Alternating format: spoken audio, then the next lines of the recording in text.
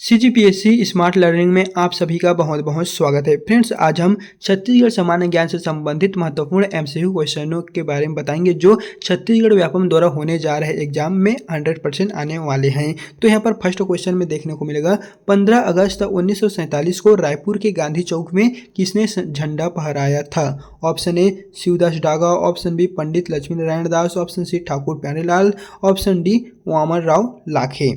तो इसका सही आंसर है option number D, Waman Rao Lakhe. यानी कि 15 अगस्त 1947 को रायपुर के गांधी चौक में किसने झंडा फहराया था? तो वो थे वामन राव लाखे। यही थे जो झंडा फहराए थे 15 अगस्त 1947 को। तो ऑप्शन नंबर डी करेक्ट है।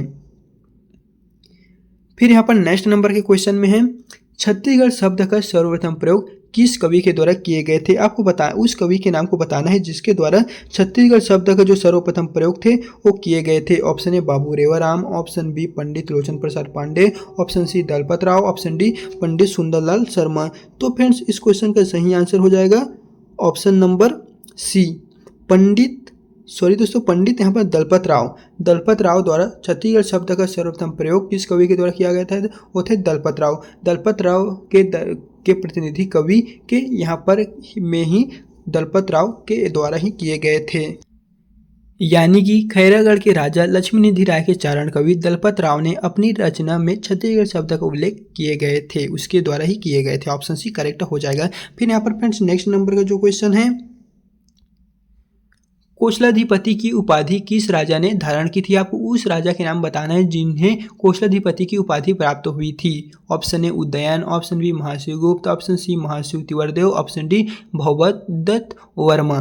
तो फ्रेंड्स, इसका सही आंसर है ऑप्शन नंबर सी, महाशिव तिवारदेव को ही कोशलाधिपति की उपाधि प्राप्त थी। वही राजा थे जिन्होंने कोशलाधिपति की उपाधि जो थी वो धारण की थी।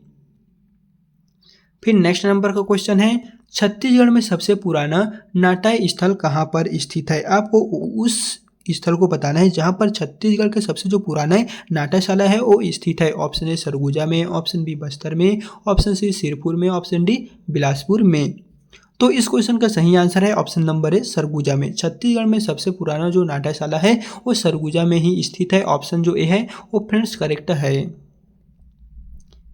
फिर यहाँ पर नेक्स्ट नंबर का क्वेश्चन है, जांजगीर शहर का जन्मदाता किसे कहा जाता है? आपको बताना है कि अभी वर्तमान में जो जांजगीर चांपा के नाम से एक शहर है उसका जन्मदाता कौन है, नामकरण करने वाले कौन है? Option A Jajal Dev, option B Someshwar Dev, option C Jaisingh Dev, option D Ramdev. तो फ्रेंड्स, इस क्वेश्चन का सही आंसर हो जाएगा ऑप्शन नंबर ए जाजल देव के द्वारा ही जांजगीर शहर का नामकरण किए गए हैं। इन्हें ही जन्मदाता जांजगीर का कहा जाता है। फिर नेक्स्ट नंबर का क्वेश्चन है, गांधी जी के प्रथम छत्तीसगढ़ प्रवास में उनके साथ कौन थे? बताना है कि आपको गांधी जी के प्रथम छत्तीसगढ़ आने में या फिर प्रवास में उनके साथ कौन कौन थे? Option A Vinoba Bhave, option B doctor Rajendra Prasad, option C Shaukat Ali, option D Chittaranjan Das. तो फ्रेंड्स, इस क्वेश्चन का सही आंसर है option number C, Shaukat Ali. Gandhi ji के प्रथम छत्तीसगढ़ प्रवास में उनके साथ कौन थे? वो शौकत अली थे। ऑप्शन जो सी है वो करेक्ट है। फिर यहाँ पर नेक्स्ट नंबर का क्वेश्चन है, गांधी जी का छत्तीसगढ़ में दूसरी बार आने का क्या उद्देश्य था? सविनय अवज्ञा आंदोलन करना, खादी का समर्थन करना, महिला कल्याण करना, हरिजन उद्धार करना। तो इस क्वेश्चन का फ्रेंड सही आंसर हो जाएगा ऑप्शन नंबर जो है वो, चलिए हम बताते हैं कि गांधी जी द्वारा जो छत्तीसगढ़ में दूसरी बार आने का क्या उद्देश्य था। तो इसका सही आंसर हो जाएगा ऑप्शन नंबर डी, हरिजन उद्धार। गांधी जी का छत्तीसगढ़ में दूसरी बार आने का जो उद्देश्य था वो हरिजन उद्धार करना था। ऑप्शन नंबर डी करेक्ट है। एंड यहाँ पर नेक्स्ट नंबर का क्वेश्चन है, किसे छत्तीसगढ़ का गांधी कहा जाता है? पंडित लोचन प्रसाद पांडे, मुकुटधर पांडे, पंडित सुंदरलाल शर्मा, ठाकुर छेदीलाल। तो आपको बताना है कि छत्तीसगढ़ का यहाँ पर गांधी किसे कहा जाता है? तो है ऑप्शन नंबर सी, पंडित सुंदरलाल शर्मा को ही छत्तीसगढ़ का गांधी के नाम से जाने जाते हैं। ऑप्शन जो सी है वो फ्रेंड्स करेक्ट हो जाएगा।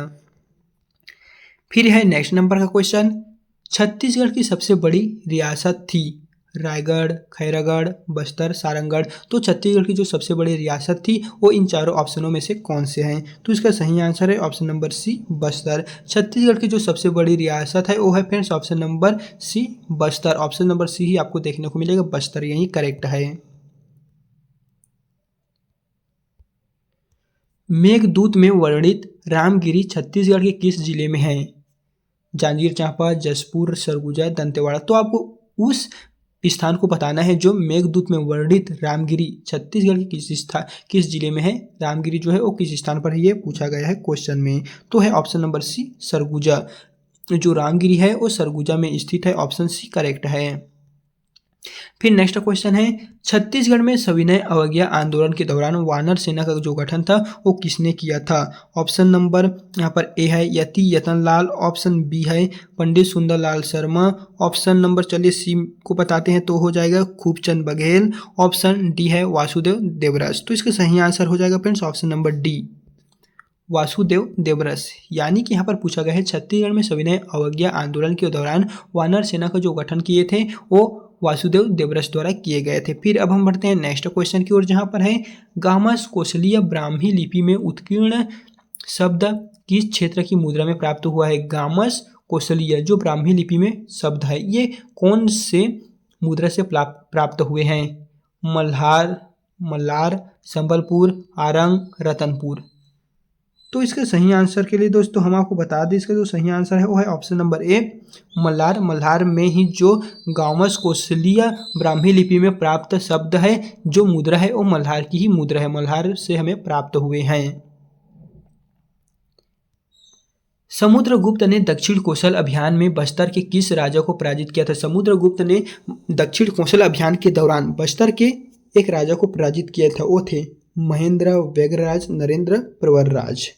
तो इसका जो सही आंसर हो जाएगा फ्रेंड्स ऑप्शन नंबर, अब मैं आपको चलिए बताते हैं, वो है ऑप्शन नंबर बी व्यग्रराज। समुद्रगुप्त ने दक्षिण कौशल अभियान में बस्तर के जो राजा को पराजित किए थे वो थे व्यग्रराज। ऑप्शन जो बी है वो करेक्ट है।